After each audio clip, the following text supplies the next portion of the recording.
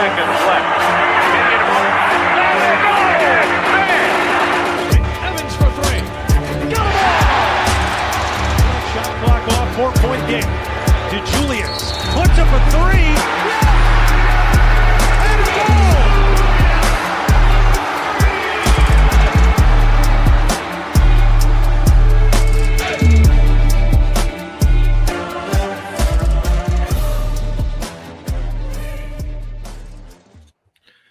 Hope everybody is having a strong start to their weekend as we come at you with another Bearcat Blitz across the Believe Network. I'm your host, Russ Eltman. He's my co-host, Neil Meyer from Rivals Cincinnati site, thefrontofficenews.com. Check out all their work there. And you can check out all of my work at Cincinnati Bearcats on SI. Just look up Bearcat Sports Illustrated to find the site. And, of course, find the show on Talking Cats with Russ Heltman, the YouTube page, plus Apple, Spotify, Google, wherever you get your podcasts. You can find the show there, as well as the show seems to be stopping for Cincinnati Bearcats basketball and their lofty postseason hopes entering this season. 54-49 defeat at the hands of Kansas State at home, the first time, and I think maybe a month plus, that both Neil and I got the prediction wrong. We thought the Bearcats would win by double digits. We thought they would carry over their strong effort, their strong intensity from still a 9-point loss against Houston, but a valiant effort at that. I wouldn't say this effort was valiant at all. 54-49. They only out-rebound Kansas State 37-36. They got crushed on the boards in the first half. They got beat in the second half 32-24. And Neil, UC goes 0 for 6 down the stretch, one of their last 9, and they somehow lose a game by 5 points to a team that did not make a field goal in the final 4 minutes and 4 seconds. The thing that defined this game for me, Neil, was Coleman Hawkins returning to the floor as a multi-million-dollar player in what is basically a lost season for Kansas State. The only path they have, similar to the path Cincinnati is faced with now, is to go win the Big 12 championship to get into the NCAA tournament. And despite all that, he fights through the injury, is a game-time decision, goes through warm-up, gets fully suited up with his team, recognizes his team is down and maybe out, maybe getting ready to get blown off the floor. And I believe it was the first half at one point. And he goes ballistic, absolutely ballistic, walking down the sideline, yelling at coaches, yelling at teammates, trying to light a fire and get them to match his intensity in what was a valiant return to the floor for Hawkins. 9 points, 8 rebounds, 3 assists, did have 6 turnovers, but was a massive reason why they won this game and was able to gut it out for 34 minutes to go with 35 minutes and a complete efficient destruction by David Gasson with 8 of 10 shooting from the floor and 18 points to lead all scorers. He had a double-double as well with 10 rebounds. Neil, the front court for Kansas State wanted it far more than Cincinnati's front court, and that display of emotion was juxtaposed with, down the stretch of this game, a guy that we've praised rightfully for turning it on in the back half of conference play, but he didn't have it turned on, to say the least, at all in this one. And Dylan Mitchell, who, yes, grabbed 7 rebounds, a team high for Cincinnati to go with Aziz Bandego's 7, but just let an offensive rebound that he could have gotten go out of bounds with a low-effort attempt. And Wes Miller spent basically that whole entire ensuing TV timeout ripping into Dylan Mitchell, not ripping into him, yelling and stuff like that, but just basically talking to him and speaking to him about it the whole entire time. It was really striking how juxtaposed what you could say are the 2 best players on either side of the floor were in another outing, Neil, where Cincinnati holds a team to less than 55 points on the road or at home, and they still lose in the conference slate. 2 games, Neil, where if they had beaten Kansas and had they beaten Kansas State on Wednesday night, they wouldn't need to, what is likely looking like, go on a massive run in the Big 12 tournament and likely needing to win the Big 12 championship to make the NCAA tournament. It was a complete shell-shocking night, to say the least, for 2 guys on this panel, I'm sure, that thought the effort, at least in the fight, would be there. And Wes Miller, if anybody's seen his press conference, is in full agreement with that assessment right now. Yeah, Russ, to say the least, I think everybody who watched what was on display on Wednesday night would kind of say the same thing, right? The effort was just simply not there. That was a ball club that we have not seen, Russ, in basically 7-8 months of covering this team. We have not seen that low of an effort. I mean, it was worse than West Virginia. It was worse than the West Virginia game. It was. Yeah, we have not seen that low of an effort from this Cincinnati team this whole season. And it's safe to say that because you look at what happened, Russ. Obviously, if I was Kansas State, Jerome Tang, I'm sitting down Coleman Hawkins and saying, man, you're a hell of a ball player after what he did the other night because you need that fire. You need that intensity. And once he came down that sideline, Russ, I mean, think about that play that even sparked those emotions coming out. It was a turnover. Coleman Hawkins tried to save it on basically one leg. So let's put that into perspective here. That knee brace that Coleman Hawkins played, there was no mobility in the right knee, to say the least. Like, he was literally carrying a limp the whole game. And it was very noticeable, but props to him for being a $1.52 million NIL player in the college athletics who could have easily said, hey, I'm getting paid regardless. I could sit this thing out, let him get healthy and potentially go to the NBA or whatever future professional opportunities await for him. But no, he battled back, wasn't 100%, and came in and played valuable minutes. But the moment he lit that team up after that turnover where he went ballistic, it might have looked crazy on TV or anybody in attendance who saw it, and you might see it as cocky or arrogant. Me personally, Russ, I loved it. I loved it. It came in, and what did it do? Right there with you. Right to that timeout, lit everybody up in the timeout. And what happened for Kansas State? An immediately 10-0 run out that timeout. And that was the game changer, right? If you have a player who comes in and you set the tone, set that standard, shows your fiery passion, shows your will to win, you're going to be doing some pretty good things. And for Kansas State, that's what happened on Wednesday night. That was a game where UC was favored at 9 points, and they came in there and they just slouched. Looked like they were just walking through the motions, right? They had the opportunity to blow it completely open.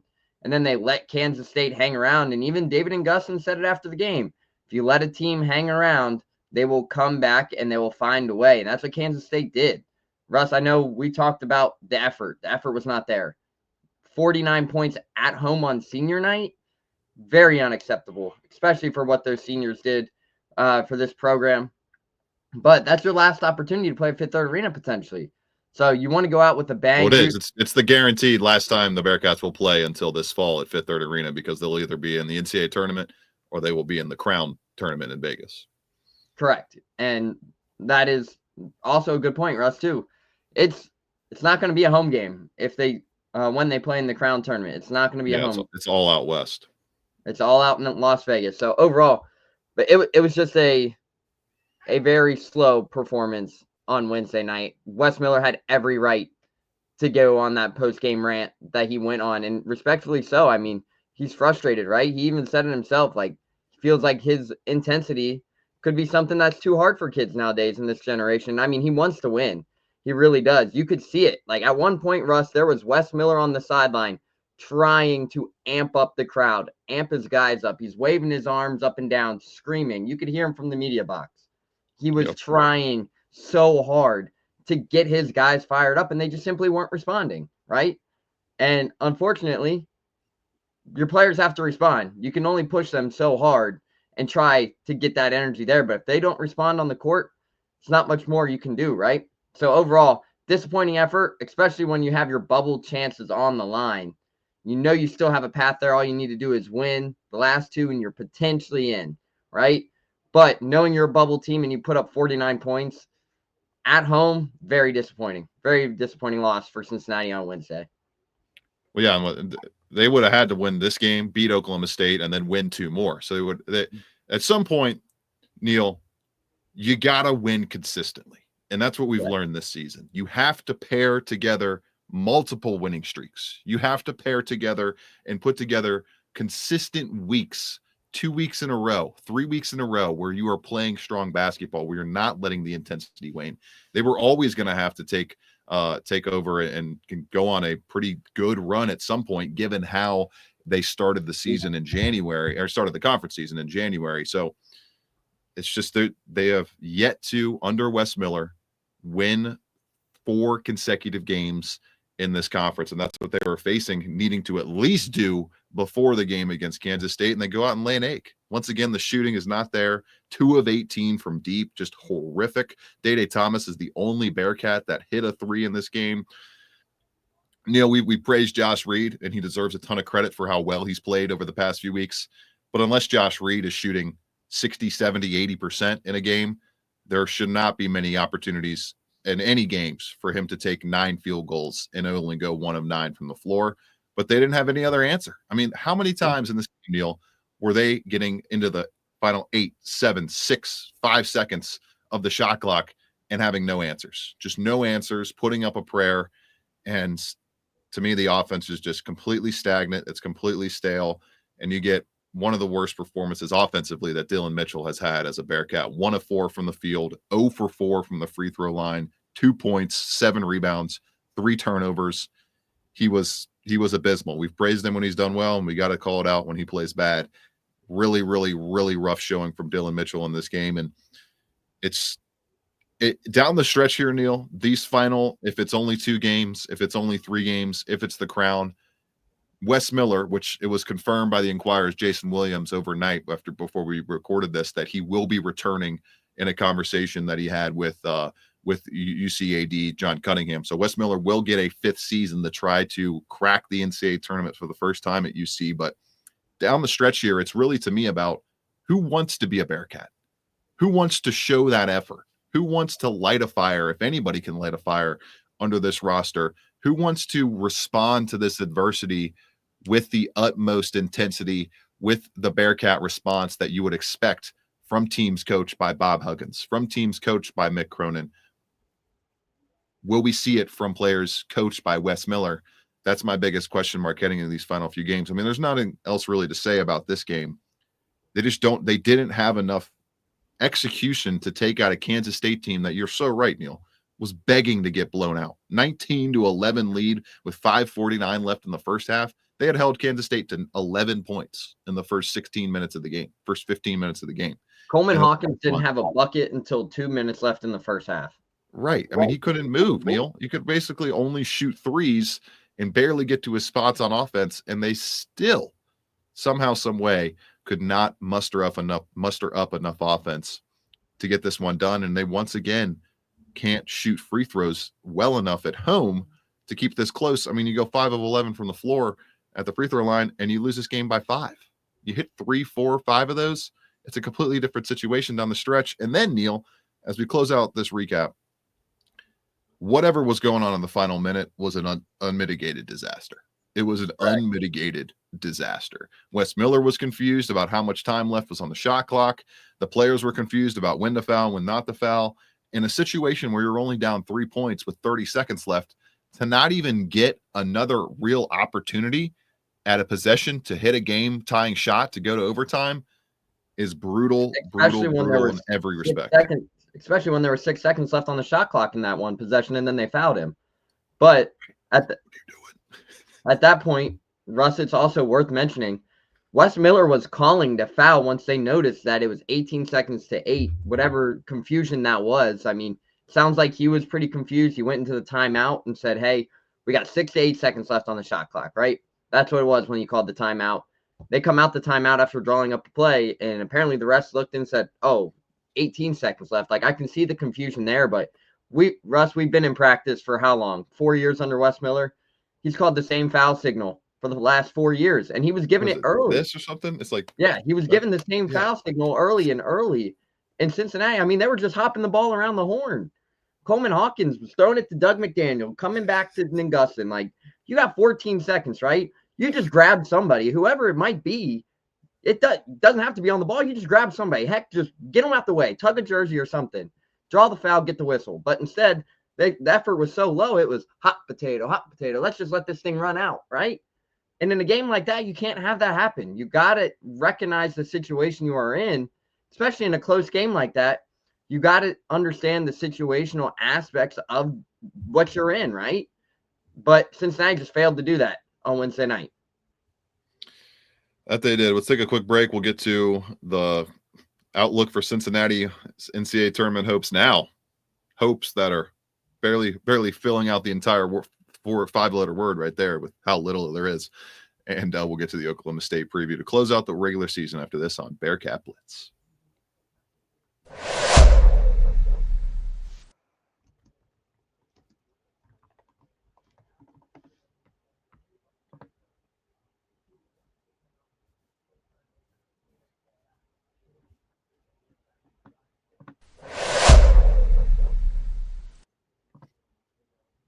Back to the show here with Neil Meyer. I'm your host, Russ Eltman. He's, of course, my co-host from thefrontofficenews.com. And not a lot of hope left for the Bearcats to make the 2025 NCAA tournament. They are down to a 9.7% chance on Bart Torvik and a 19% chance on ESPN. ESPN has always been a little wonky in that number. I would put it closer to the 19 or put it closer to the 9% chance than the 19% chance.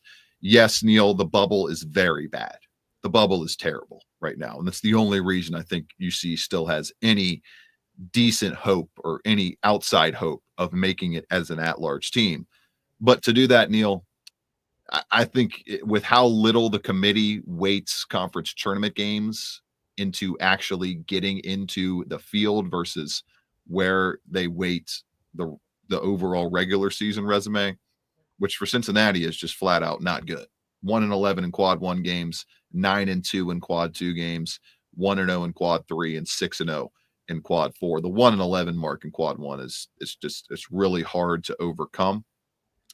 And it's one that is basically going to stay the same unless Baylor and UCF win this weekend. And even if that happens, Neil, I don't know that those are going to be enough to move Baylor up into the top 30 from 31 and UCF up into the top 75 from 78. So to me, Neil, it's you got to at least make the Big 12 championship game to have any real case of an at-large bid. And then obviously if they win the Big 12 tournament, then add that final chance at a win in the postseason, then they would get in. But to have any realistic chance, you got to get to the Big 12 championship game. And that means to have an at-large chance, Neil, they're going to have to win Saturday and then 4 consecutive games in 4 days to follow that, a 5-game win streak in the Big 12, all away from home, which they won 2 of their 3 games in their only 3-game win streak under Wes Miller in the Big 12 earlier this season at home. I think it's just stick a fork in it. There is no reason to believe that this program is going to win its next 5 games or win 5 straight games after losing to Oklahoma State to get that automatic bid.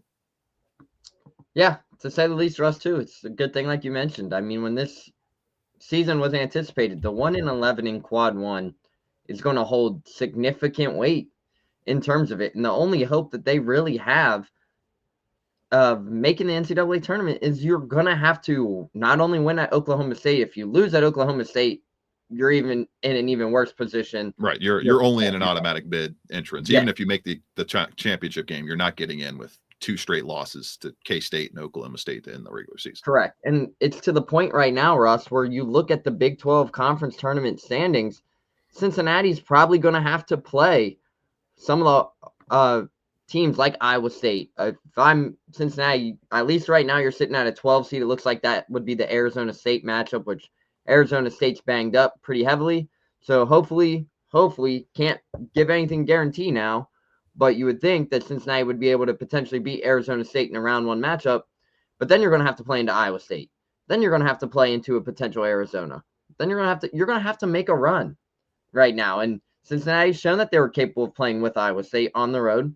But in a neutral site game, Russ, with how the Big 12 tournament is, you play on Tuesday, right? Game 1's on a Tuesday. Then you go Wednesday. Then you go Thursday. Then you go Friday. Championship on Saturday. You're going to have to play 4 games straight. Now, Cincinnati has not been able to win more than 3 conference games in a row in Big 12 play since becoming members of the conference in 2023. So it's going to be a hard challenge for Cincinnati. But realistically, Russ, I don't even think getting to the championship gets them into the NCAA tournament. If you ask me, I think they have to win the league. I really do. I think they have to go into Kansas City next week. Well, first of all, Stillwater on Saturday. And you're I'm keeping the at-large bid door cracked a bit, but you're probably right. It's probably you're going to have to run the table in conference play and get that automatic bid if this Cincinnati team wants to play in next week's or in a few weeks NCAA tournament. Get ready to wear that crown, Cincinnati Bearcats fans. It's looking like they will be in the first iteration of that Fox-led venture this season, unless an absolute miracle happens. And there is no indication that that is going to occur with how UC has played of late, trying to bounce back against Oklahoma State. Neil, let's get to the tail of tape and a prediction real quick, and we'll get to some more fun topics with Bearcats football getting ready to spark up spring practices next week. UC enters their game against Oklahoma State 45th in the net, 53rd on KenPom, while Oklahoma State is 99th in both metrics. Bart Torvik giving the Bearcats a 60% chance to win on the road with a projected score of 71-68 Cincinnati. Neil, this is an Oklahoma State team that's 11-3 this season at home. And to me, it's about how much fight does this team have left? Do they still care? Do they want to fight? Do they want to keep clawing and try to figure out a way to get closer and closer to the miracle we just discussed? Wes Miller wants it. It's clear. I mean, he wants it, and he's done a great job of deflecting the blame from his players throughout this season and saying, hey, it's the head coach who put the team together, put all the blame on me. But I got to see it from these players too. I got to see them want it. I got to see somebody get animated for me to believe that it's not also on the players. At some point, you have to want it just as much as your coach. And we need to see that on Saturday. OSU is not a great defense. They're much better on defense than offense, but even then, 81st nationally in adjusted defensive efficiency. So that's okay to solid, pretty solid. They allow 77.5 points per game in conference play. That's big part due to their really fast tempo. They're 21st in adjusted tempo this season. They're not good on offense shooting the ball, though. They are not good on defense, allowing other offenses to shoot. They're giving up 54.6% from two and 35% from deep in conference play this season. Both of those are bottom four in the Big 12.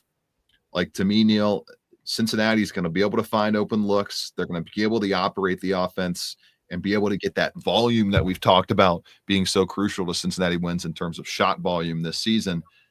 Do they have enough want to on that end of the floor? And then defensively, for me, don't foul. As long as they don't foul this OSU team, they should be in great position to win the game and figure out some better tactics and some more want. This gets back to the effort as well. The want to do it on the defensive rebound again, on the offensive rebounding end. Both of these teams are not good at rebounding teams, and I imagine it's going to be a little bit of a rock fight. So whoever can get more opportunities with that extra shot volume is going to be in a better position. And UC should have plenty of chances to rebound the ball against the OSU team shooting 47.5% from two. That's worst in the conference, and 30.1% from deep. That's 13th out of 16 teams. They don't have any great scorers on the roster, and they have one player in the rotation shooting over 43.1% from the floor, and that's the big man, Abu Usmane. I don't see how Oklahoma State is going to have the math required to get the victory here. They're taking 23.1 free throws per game. That's first in the Big 12. UC, I would be shocked if they give up 15 to 16 free throw attempts in this game, let alone 23. So going up against the best free throw defense in the conference in Cincinnati, I think they get it done, Neil. UC does just barely. They get back on the winning margin, get back on the winning side of the ledger going into the Big 12 tournament. 69-68, gritty, rocky, gross fight, but the Bearcats win it on Saturday. What do you got? Yeah, I got a low-scoring affair, Russ, and the reason being is we predicted a high-scoring affair for Cincinnati versus Kansas State, and they just put up 49 points, right? So it's going to be interesting to see how do they respond after that kind of loss. I mean, you could see the visible frustration in Dylan Mitchell's eyes after that press conference. You could hear it in his tone when reporters asked questions. You could see this team was clearly pretty frustrated with what just happened on Wednesday night. However, get a chance to show they aren't that team. However, Oklahoma State is also very good at home this year, right? The only 3 losses for Oklahoma State at home: Houston, top 4 team in the country; Arizona, top 25 team in the country; Texas Tech, top 25 team in the country. So overall, Oklahoma State's really good at home, and it's safe to say, I mean, got an opportunity here where you could potentially turn this thing into a quad 2 win, potentially rack things up and add to that resume. But overall, it's going to be challenging. Abu Osmane, since transferring from Xavier, has had a lot of success out there at Oklahoma State. Bryce Thompson has been very good for Oklahoma State as well at that point guard position. Those are your two top leading scorers. However, Cincinnati's got to show some kind of fight if they want to win this game, right? Oklahoma State's good at getting to the foul line, like you mentioned. But, Russ, I just got to see some fight for Cincinnati, right? If you just have some kind of fight out there on the road, things could be trending in the right direction, but you got to find a way to respond after the loss to Kansas State and try to build some momentum heading into the Big 12 championship next week, to say the least. And if you go out here on Saturday and you have another quote-unquote piss-poor performance like they had on Wednesday night, it's going to be a long Big 12 championship, right? There's potential they get knocked out game one if they go in there and they have another kind of performance like they had on Wednesday night on Saturday versus Oklahoma State. So really would love to see the energy. I just want to see the fight, right? You just suffered a pretty big loss on Wednesday. Let's show some fight, bounce back, and show teams that you are not the team that was on display less than 48 hours ago. You got them winning or losing? I got them winning, but I still think it's going to be a low-scoring game. I'm going to go 64-58. Okay. Neil's wrong last game, as was I. My record dropped to 24-6 on the season. We'll see if we can close out the regular season with a 25th correct prediction. Neil and I both continuing to put our faith in the Bearcats to get the job done. We'll see if they make us look smart or make us look stupid on Saturday. Quick break. We'll get to some smart answers from the Bearcats football player consortium that talked to the media this week ahead of spring practice.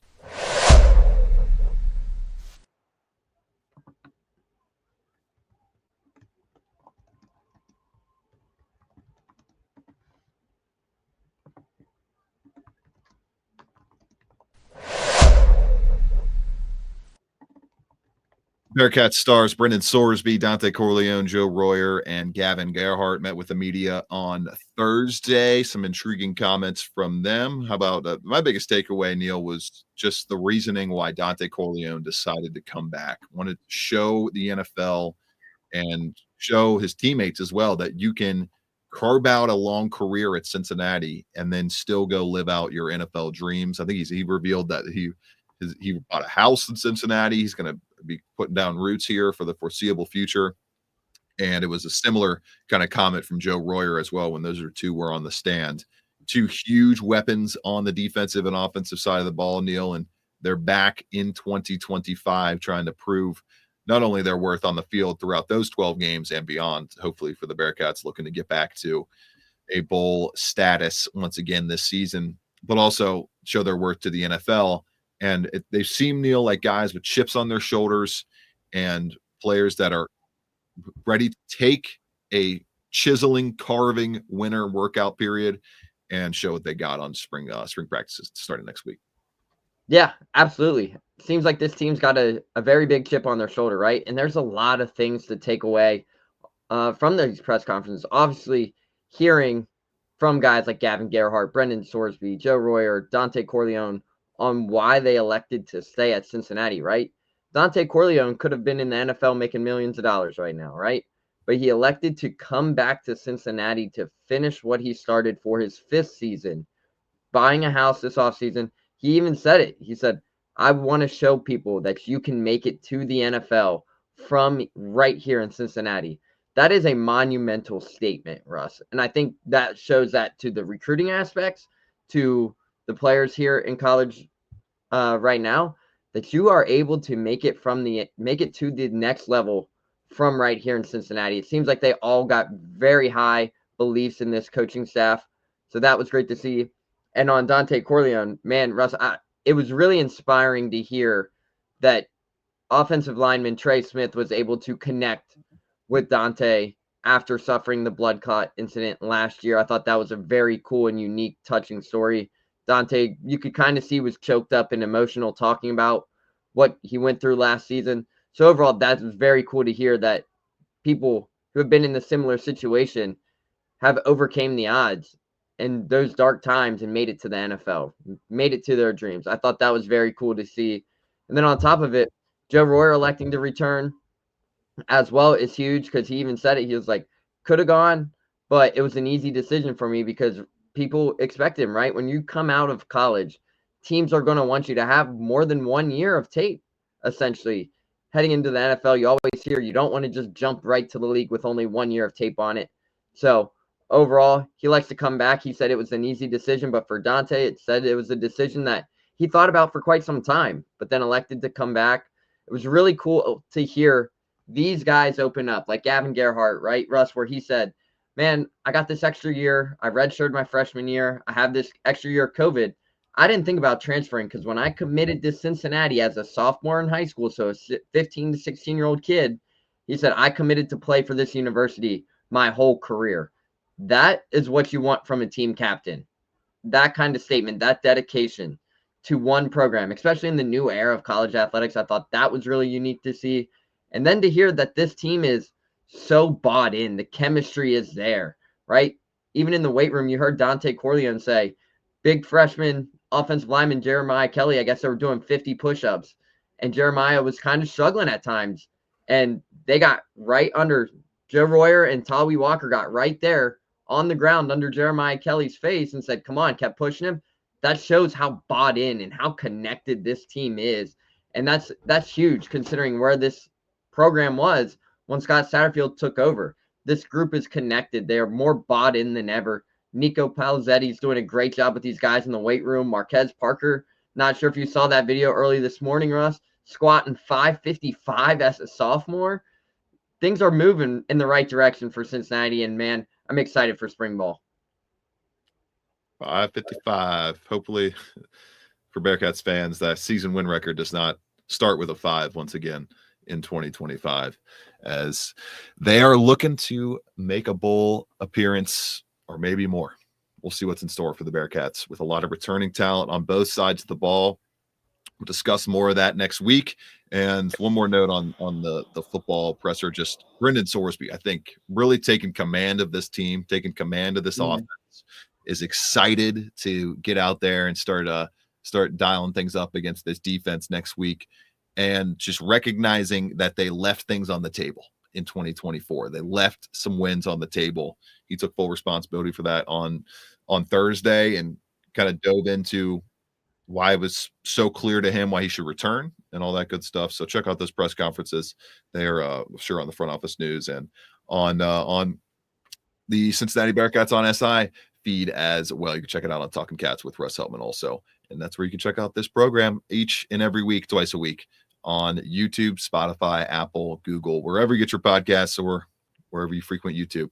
You can check us out on those mediums. For Neil Meyer, I'm Russ Heltman. This has been Bearcat Blitz, presented by Bet Online. Back at it again next week for the start of spring practice. We'll get to our biggest spring storylines that we're looking out and see where the Bearcats stand heading into the 2025 Big 12 basketball tournament. For Neil Meyer, I'm Russ Heltman. This has been Bearcat Blitz, presented by Bet Online. This is the second. 15 seconds left. Shot clock off. 4-point game. DeJulius puts up a three.